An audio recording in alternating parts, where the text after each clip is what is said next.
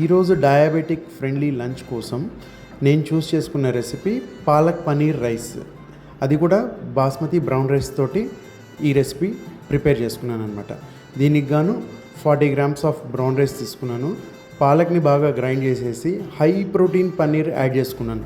Just 2 spoons of oil తోటి brown palak paneer rice prepare చేసుకున్నాను. సైడ్కి curd and fresh salad, boiled peanuts add చేసుకున్నాను. యాక్చువల్గా లంచ్కి ముందు నేను ఒకసారి షుగర్ లెవెల్స్ ఏ విధంగా ఉన్నాయో చెక్ చేసుకుందాం అనుకున్నాను. అట్లా చెక్ చేసుకుంటే నా వాల్యూ 103 ఉంది.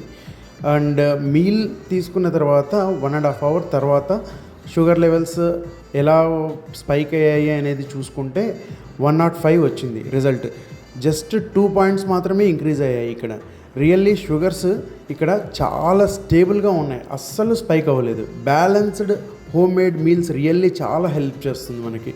ఇంకా మీకు డయాబెటిక్ ఫ్రెండ్లీ రెసిపీస్ కావాలంటే please follow fit plate by Naveen. Thank you.